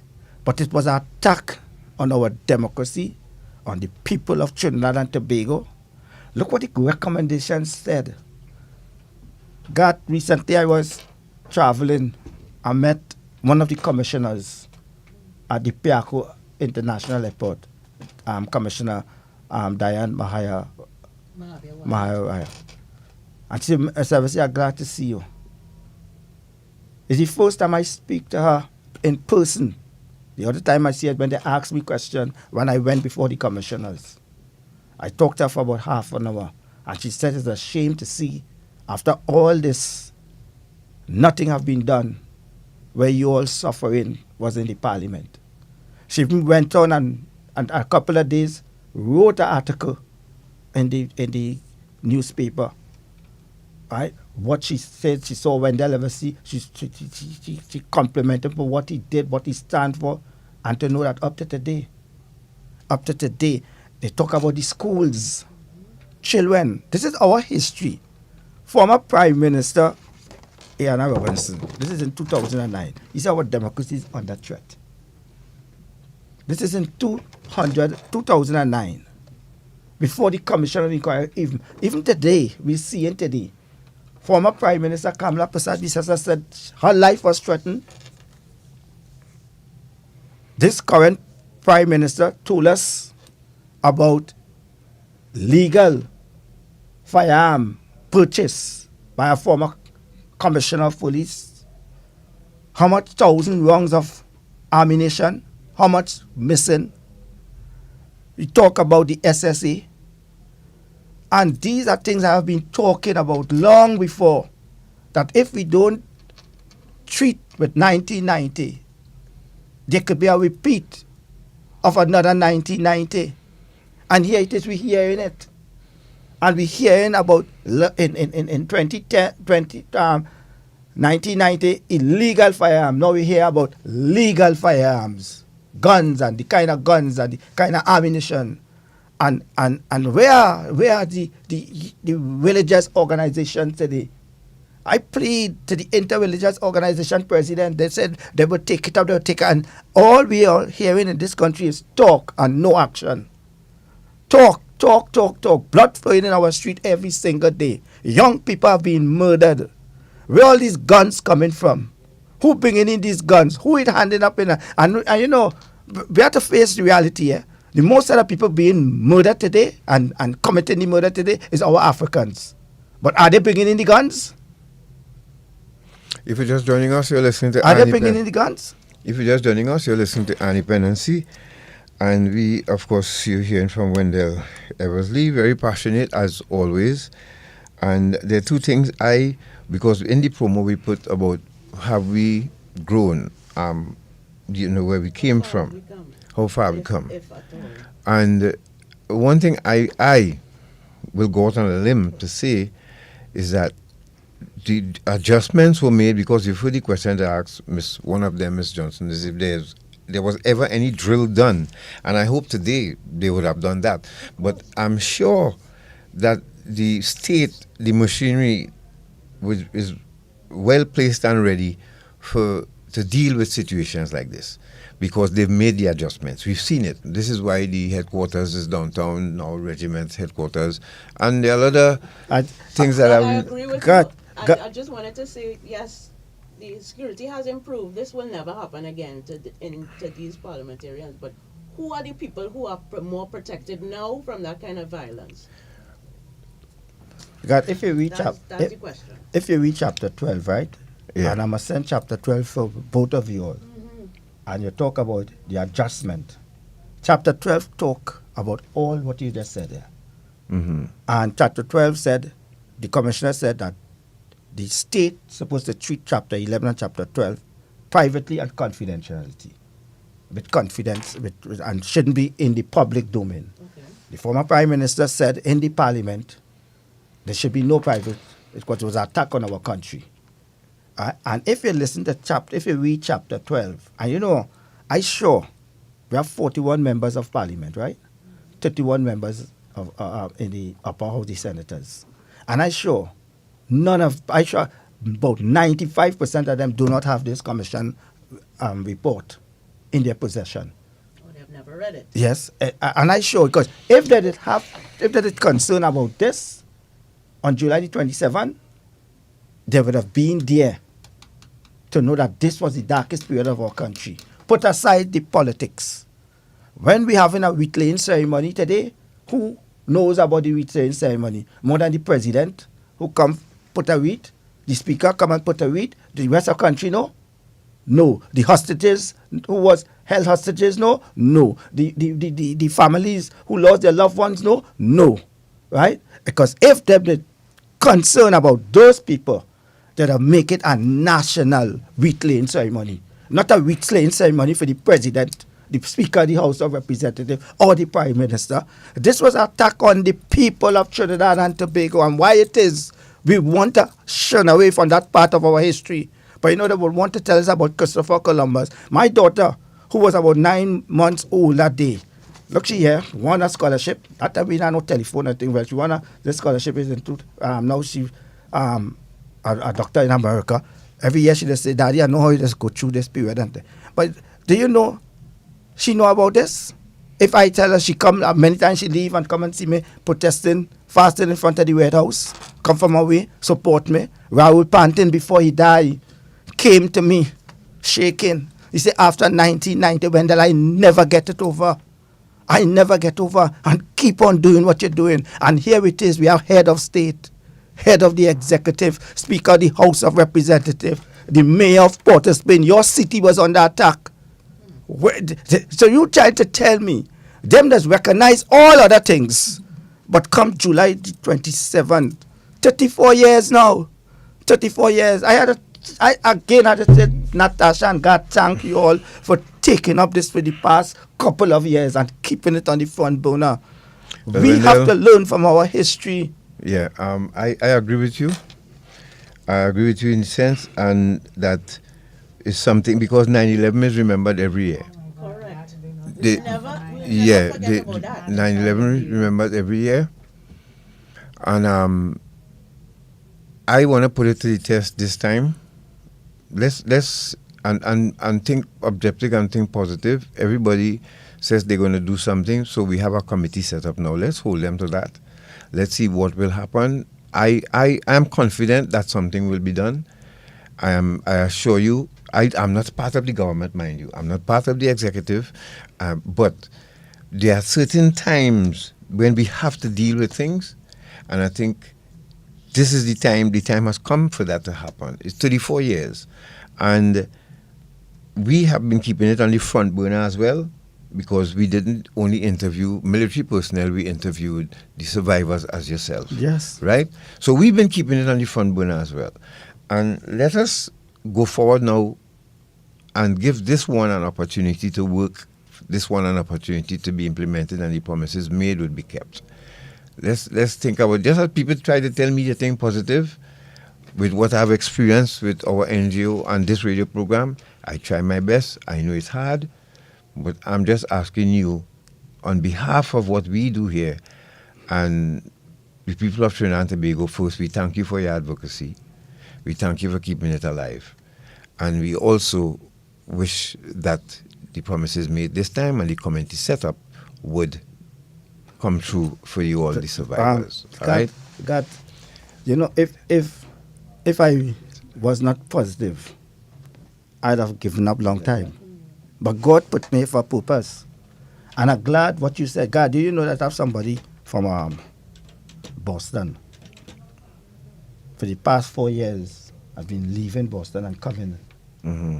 She's not a Trinidadian, but her parents are Trinidadian. And do you know that she feel it as though if she's a Trinidadian, and knowing that something like this took place in this country where her parents from, and nothing have been done about it, recognizing the day. It will happen. I have that feeling it will. And if it's the legacy that maybe the government or even national security or the government of Trinidad and Tobago have to leave behind is this permanently recognized day in our history, that even if you have to put aside a public holiday and put this one in its place or whatever, or on a day of an observance where we have a memorial at Woodford Square. Because remember, in Woodford Square, the parliament, all of that is right around there. Everything took place. And of course, by TTT. So maybe if we could do that, I would recommend that. And let's see what happens. But it is in here. Mm-hmm. It is in the commissioner's report. So why they're not doing it? Well, I cannot answer that. Why they're not doing it?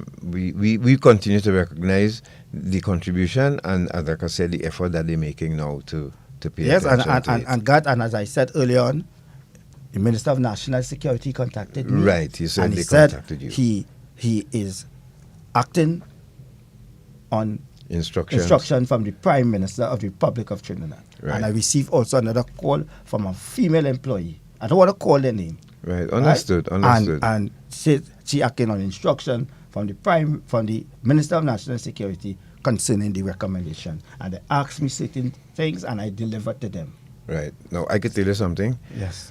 This program we do here, we have interaction with the Minister, the Director of the Counter Trafficking Unit, even the Permanent Secretary. Natasha and I have been in this game long enough. And if you get a call from that level, it's because they're interested, they're going forward with it, and just give it the opportunity to work. It will. And I have the confidence. I assure you that I have the confidence. It will happen, because when I heard the Minister of Health said it in the Parliament chamber, is in the Parliament record, and he said that how they are looking into the compensation of the hostages, the family who lost their loved ones. And he said it is before the Attorney General. There you go. For the final recommendation. Mr. Ro Raphael still alive? Yes. Right. He too has been... Mr. Ro Raphael has been supporting me every single year. Mr. Royal Raphael, when I do my walk, just come after Sanderson pass on, may his soul rest in peace, and they come and lay a wreath right at there. Mr. Royal Raphael was one of the person who joined with me to have the Run for Freedom the first year in 1991, right, on the first anniversary. And Mr. Royal Raphael went before the commissioners, gave his experience, talk about and he also said they must not forget compensation. Hold on a second. We have Major Jack on the line, retired Major Jack, who is the president now of the Trinidad and Tobago Armed Forces Veteran Association. Tell us, and that's we're doing everything military today. Yes. There's an old soldier we pay tribute to, who was a friend of our Dependency as well, Mr. Winston Nurse, and there's a 5K in his honor coming up. Major Jack, good morning. Can you tell us more about that, please? Yes, good morning, Natasha. Morning. And the listening public. Thanks for having me. Now, this year, July, is the 37th anniversary of the year. Earlier this year, our founder, Mr. Winston Nurse, passed on. So, as part of the anniversary celebrations, we are going to hold a 5K in the La Florissant, Dabadi area on Sunday, August 4th, 2024.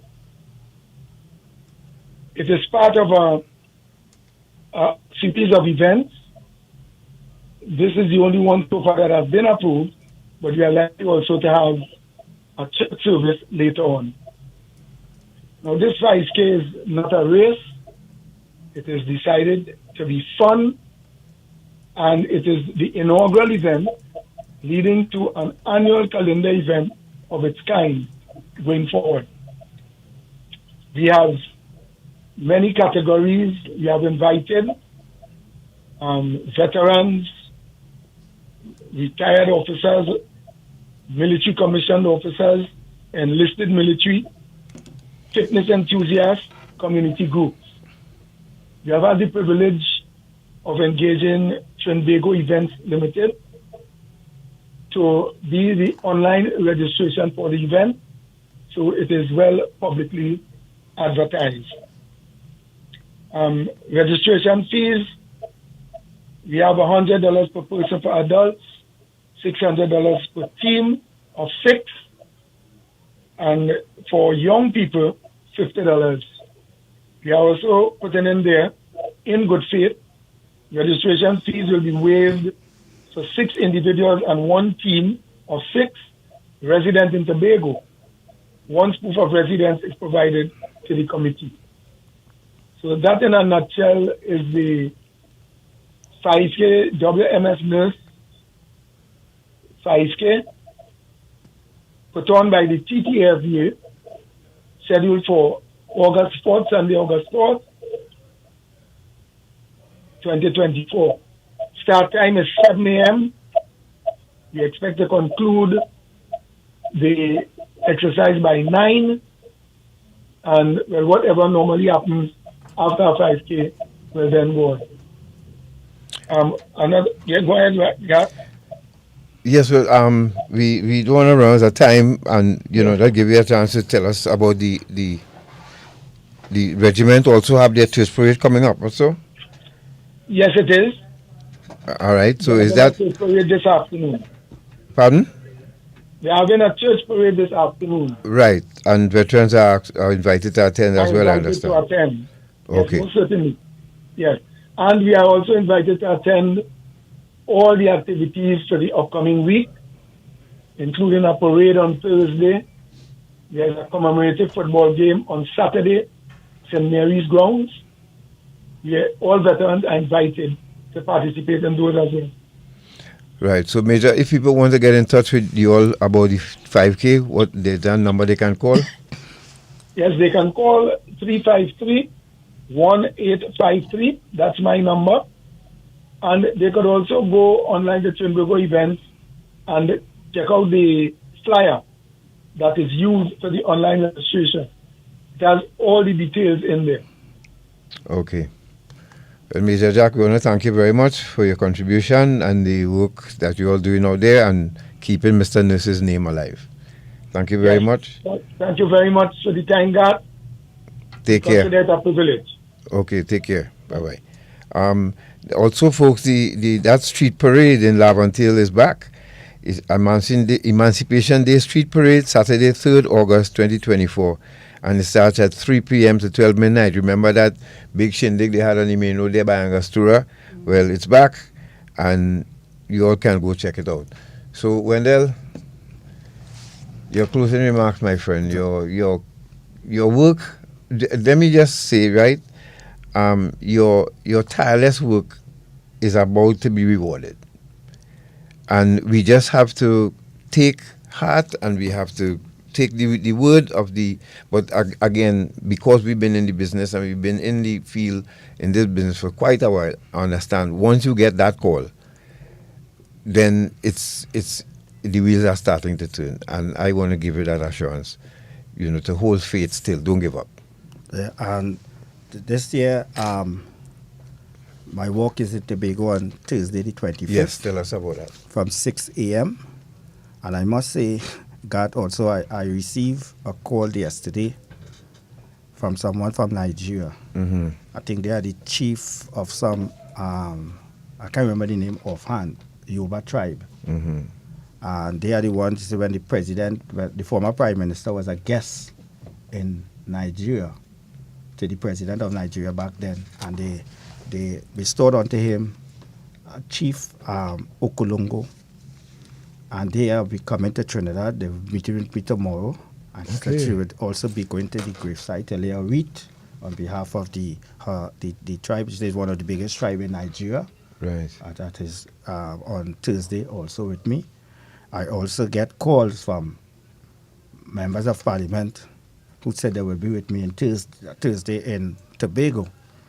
I deliver a letter to the chief secretary, the presiding officer, the minority leader of the Tobago House of Assembly, and also the member of parliament for Tobago West and East, inviting them to the wreath laying ceremony. And I understand also to Mr. Robinson's nephew, Philip Robinson. He will be there with me also. And he said his father, I think that is Mr. Robinson's brother, who's still alive, who will also be there with me on Thursday. So on Thursday will be my walk from 5 a.m. from Elie and Robinson International Airport to his graveside. And then at 10:30 a.m., I will have the wreath laying ceremony. Right. And speeches by different individuals. And when you're doing Trinidad? And then Trinidad is on Saturday, the anniversary of itself. Mm-hmm. And I must thank the Commissioner of Police, who already put all the division heads. A person contacted me already to make sure that the walk from Arima Dial, which is from 5 a.m. And this year, it will have a big truck accompanying me with the music playing. And I must say, this young guy, 25 years, who get in contact with me, and the track. Yeah, and he wrote a song for me, and he some people ask if it's me singing, but it's not I singing. Shortman, play it for us quickly. Shucks, yeah. I forgot that. You see me talking so much that I forgot. His name is Jael Williams. Yes. And he said, I didn't know nothing about this. Take a call in the meantime, Tamika. He says he started following it on what I'm doing on Facebook from the first. So he called me and he said he would like to meet with me. He said, I want to sing a song concerning July. My goodness. Come on, so I give him 622-3937. The phone lines are open, so you all can go ahead. Shortman, give us a little taste because you said the bed as we're going out. Give us a taste quickly. Yes, you didn't remind my mom, Natasha, too, of that, about the song. It'd be nice to hear the track. Take one. This is Wendell Eversley. This year marks the 34th anniversary of the attempted coup. I'm calling on the government of Trinidad and Tobago and the opposition. Our parliament was in an uproar.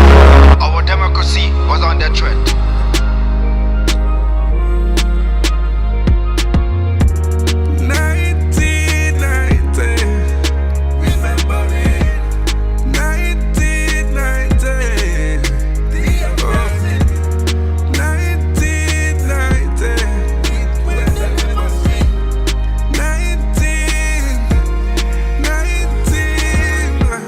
You see,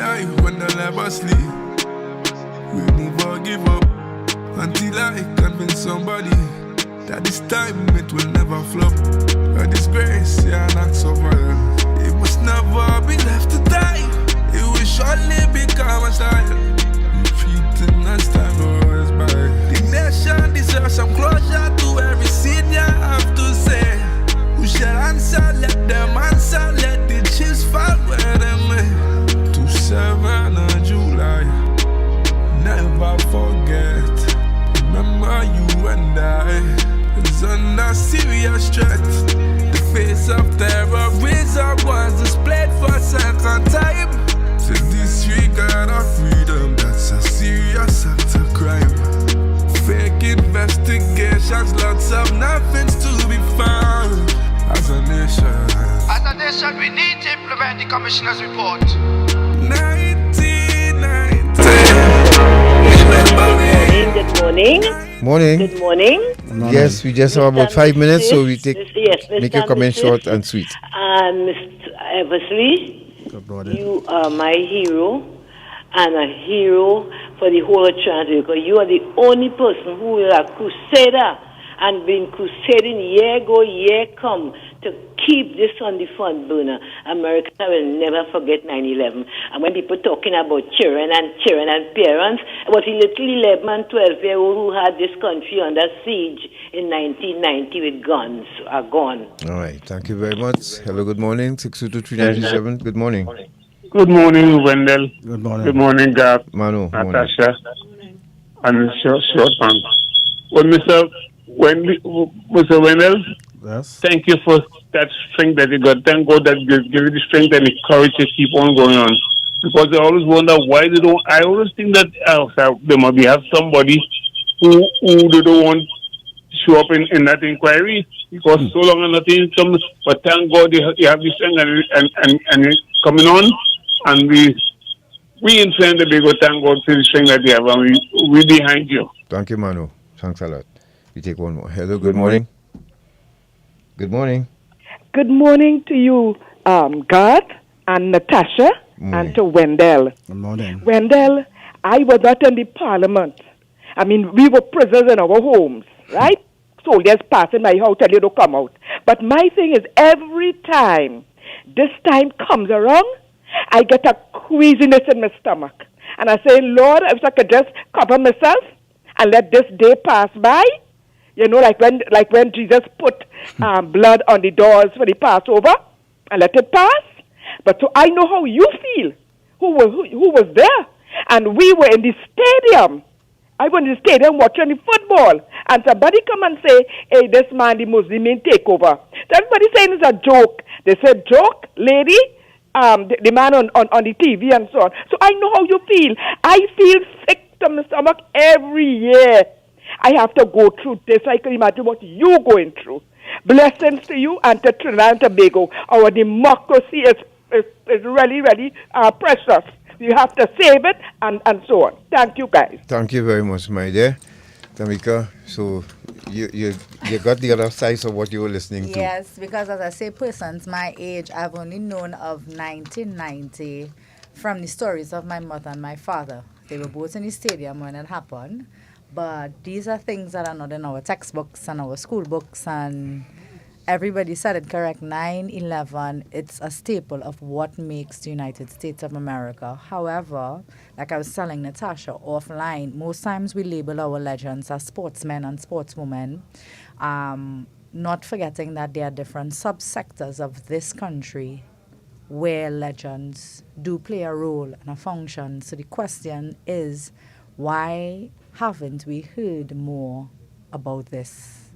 Why haven't we heard more about this?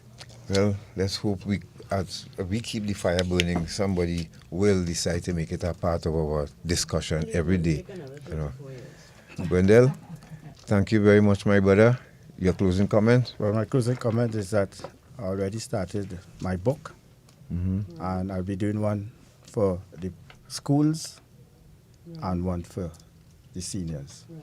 So I'll be launching that on the 35th anniversary of the coup. Wonderful. God bless you, my brother. God bless your strength and your longevity and your constant reminder and you never let up. I think you really are, responsible for people really keeping this in focus and paying attention to it. You more so than us, But we want to thank you for that. And I also want to thank I-95.5 to us, Dale and Tony, who also highlight me on many occasions. I want to say thank you all very much, and keeping it on the front burner also. Yes, and I know other talk shows here on this station too have been talking about it and keeping it alive. So, yes, you're welcome and take care. Yeah, thanks. That's right, thanks. We have major news up next with Mr. Daly now. Center